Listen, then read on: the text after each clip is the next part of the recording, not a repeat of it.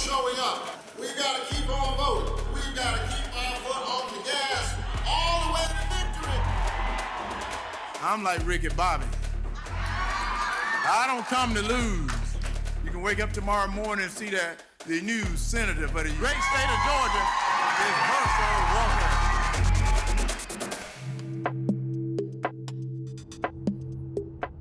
Yeah, we're heading to Forsyth County, Georgia, and it's known to be fairly red-leaning. Historically, it's got some interesting racial history. For many years, it was said that African Americans were not really welcome in Forsyth County. Oprah Winfrey went down to and actually filmed one of her Oprah segments. We bring you today to Forsyth County, Georgia, which in the past few weeks has gained the reputation of being a hotbed of racism. I think a lot of that has changed for the better in recent years. It's gotten a lot more diverse. Certainly one of the fastest growing Atlanta counties. But as diverse it is, it's still about 2/3 Republican, 1/3 Democrat. So one would think that if Herschel is going to, win today, he's really got to run up the score in places like Forsyth County.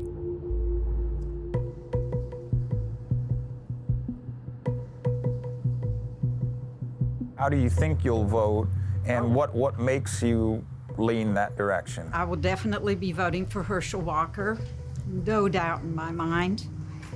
He's very pro-American. What values do you support that you think he represents? Pro-life, control the border. What's going on right now is just outrageous. Warnock does not have a clue what the average Georgian is going through economically. Do you mind sharing who you voted for? Sure. So I'm Christian. So the reason why I'm voting for the Republican is because I think his vote is going to be more consequential when the big issues come up, like abortion, like the sanctity of marriage. This is really almost more of a vote against Raphael Warnock. Yeah, and more generally a vote against the Democratic Party platform. Listen, I'm in college. I work for the Democrats in Georgia, and they just gone so far in focusing social issues, and that's for me it's just frustrating because I got real things to worry about. Gotta buy a car, I gotta buy a house, I gotta feed a family. Well, these guys are just playing political games, talking about political correctness, telling me as a Latino that I cannot say Latino, I have to say Latinx. So I just vote for big moral issues and also my paycheck. Thanks for your help. We're on to Gwinnett County, which is a little bit more of a swing county, a little bit less Republican oriented. So I guess we're off.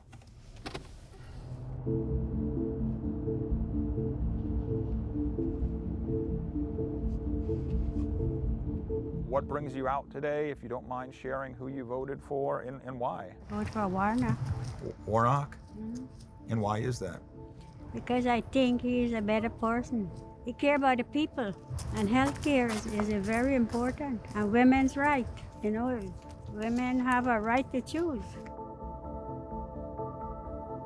I voted for Raphael Warnock, and I will say it is really cool having grown up in Georgia, which is, characteristically, historically a very red state.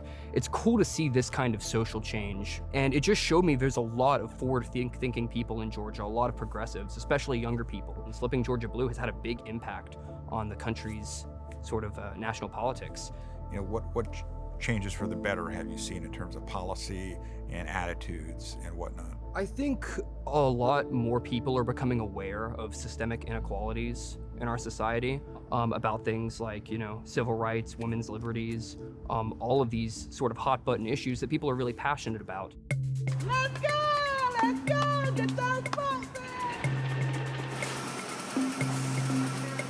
I'm here at the election night party tonight.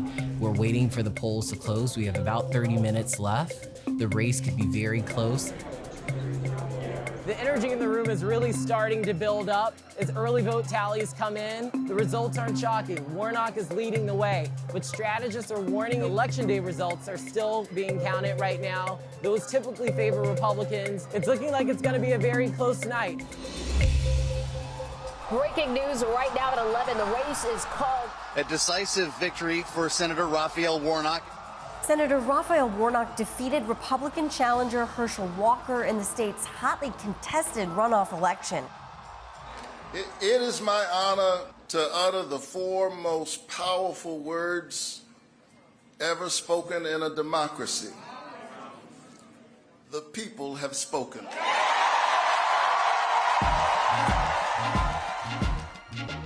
Election day, it's like the Super Bowl for us as political reporters, right? You get up in the morning, you got the adrenaline rushing, and this was just a consequential race, right?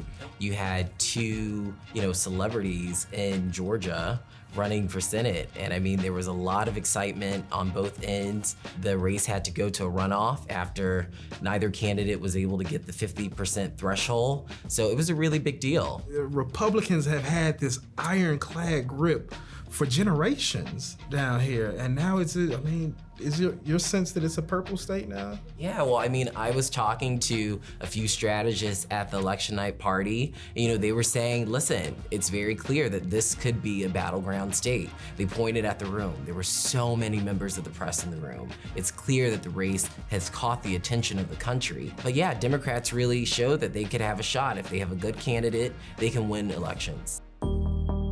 Just before this election, President Biden asked the DNC to move South Carolina up to the front of the line. I was speaking to someone on Sunday night when I asked them, hey, what message does that send to voters in Georgia, particularly ahead of this midterm election? And he said, hey, it shows that these voters matter down here. Absolutely. I think, Biden realized that when he ran for president in 2020 that, black voters can really shift an election. He was kind of down under, and Clyburn came out in South Carolina, voiced his support for him, and the race really shifted. So I think the Democratic Party understands that if they can motivate black voters to come out and come out hard for their candidates, they can win elections. Now the midterms have finally ended. What happens next, do you think? 2024 starts in earnest, and it looks like the pathway goes at least now through the Peach State. This race has huge implications in 2024. I think the Republican Party within the state is really gonna have to look and see, how are they gonna choose candidates? A Republican strategist told me that this might have been the race that really broke Donald Trump once and for all. If they align themselves with Trump, they could probably count on Georgia being a battleground state, a purple state. Probably means that if you're a 2024 aspirant, you gotta change your posture a little bit, right? Your behavior.